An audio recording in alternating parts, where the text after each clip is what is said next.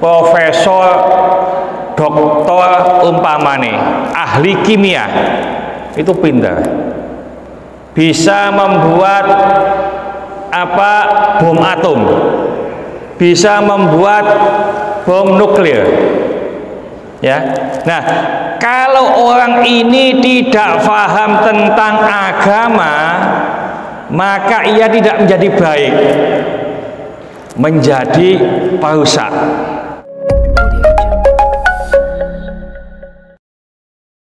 Assalamualaikum warahmatullahi wabarakatuh. Bismillahirrahmanirrahim. Wa an Muawiyata radhiyallahu anhu qol, dari sahabat Muawiyah, mudah-mudahan Allah meridhoinya, ia berkata, qala Rasulullah sallallahu alaihi wasallam, Rasulullah sallallahu alaihi wasallam bersabda, man yuridillahu bihi khairan, barang siapa yang dikehendaki Allah baik, yufaqihu fiddin, maka Allah akan memberi kefahaman tentang agama. Muttafaqun alaih, Bukhari Muslim. Terima kasih. Jadi hadis ini hanya sedikit, pendek, tapi isinya, terima kasih, sangat padat. Intinya, Allah ini akan menghendaki seorang hamba itu bisa menjadi baik apabila hamba ini faham, ngerti tentang ilmu agama. Loh, berarti wong pinter tapi gak ngerti ilmu agama, itu berarti tidak baik. Itu kan semisal itu. Jadi di sini mayyuridillahu bi khairan, Allah menghendaki orang itu menjadi baik, yufaqihu fiddin, bila faham dalam agama. Ini Pak, profesor, doktor umpamane, ahli kimia, itu pintar, bisa membuat bom atom, bisa membuat bom nuklir, ya. Nah, kalau orang ini tidak paham tentang agama, maka ia tidak menjadi baik, menjadi perusak. Ya gampang-gampangan lah. Ono wong ahli sulapan, ahli nyopet, itu kan pintar Pak. Itu gak belajar, gak iso nyopet itu. Umpamane ngapunten Pak Pevi, umpamane ndogone bis kota nyopet konangan gembuk. Orang yang punya keahlian, kepandaian, tapi kalau Allah tidak memberi kefahaman tentang agama, jadi rusak, ya. Tapi ngapunten, ada orang yang pandai hipnotis, ya. Jadi hipnotis itu bisa digunakan kepada kebaikan, bisa digunakan kepada kejelekan. Ono uang soge, ono uang gawe punya harta benda di luar, dihipnotis, akhirnya orang ini tidak sadar dan barangnya diambil. Ini orang yang punya ilmu tapi tidak diberi kepahaman tentang agama. Tapi kalau diberi pemahaman tentang agama, ilmu hipnotis ini bisa dipakai sebagai pengobatan, ya. Lalu ditanya, hipnotis itu apa seperti sihir? Saya nggak hafal Pak, nggak ngerti hipnotis itu, jadi nggak bisa memberikan penjelasan, ya. Kalau sihir itu memang ada, ya. Jadi hipnotis saya sendiri nggak begitu paham. Oleh karena itu, mari, senyampang kita ini masih diberikan Allah kemampuan, kesempatan untuk belajar ilmu agama, kita belajar sedikit-sedikit untuk apa?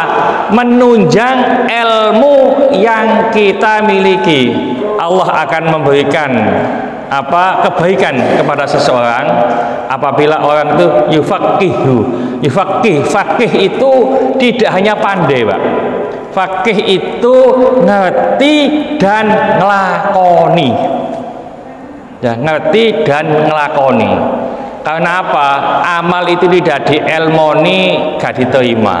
Amal itu sampean sembahyang gono ilmu nih nggak diterima, jungkal-jungkal olahraga, ya, ilmu tidak diamalkan juga percuma, ya. Apa maneh ngomong gak ngelakoni, ngerti diomongno gak ngelakoni, kabura maqtan indallahi an taqulu ma la taf'alun.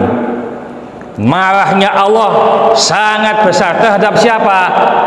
Terhadap orang yang ngomong doang, ngomong gak ngelakoni. Ayo menisuk kerja bakti, kan ngomong, Pak, gak teko deh.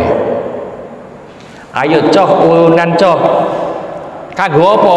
Wis pokok urunan iki tulis. Dek ngongkon gak nulis. Jadi sama, ya.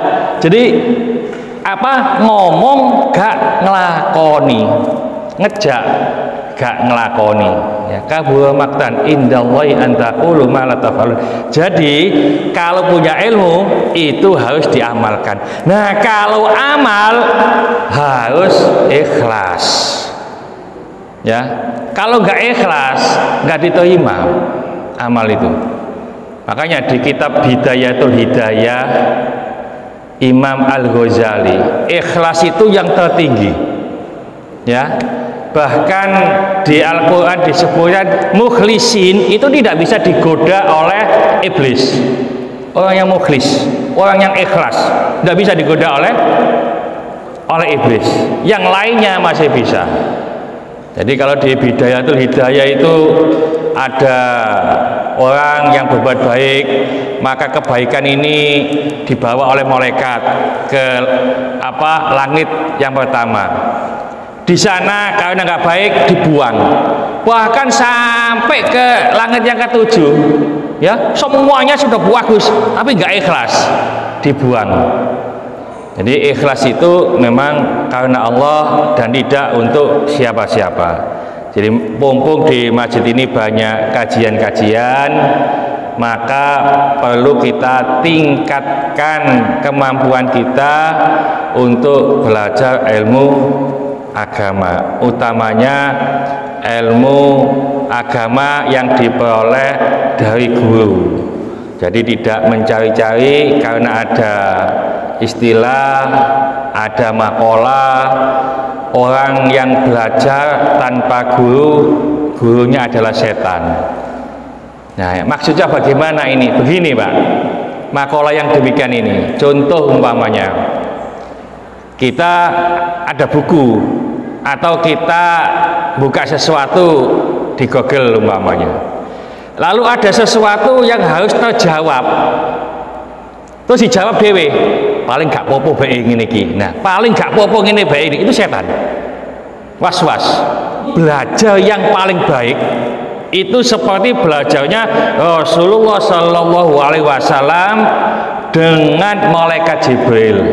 Ketika malaikat Jibril menanyakan tentang iman, Islam, ya, ihsan, itu apa? Dengkul, ambek dengkul ini mepet, itu yang paling bagus. Jadi berhadapan-hadapan, ya. Jadi oleh karena itu kalau kita itu belajar tentunya harus ada gurunya, dan guru yang terbaik adalah bertatap muka, dan yang terbaik adalah dengkul mepet dengkul, itu yang paling baik. Karena Bismillahirrahmanirrahim. Wal 'asri innal insana lafi khusrin illa alladziina aamanu wa 'amilus sholihati wa tawashaw bil haqqi wa tawashaw bis sabr. Subhanaka wa bihamdika asyhadu an la ilaha illa anta astaghfiruka wa atubu ilaik. Assalamualaikum warahmatullahi wabarakatuh.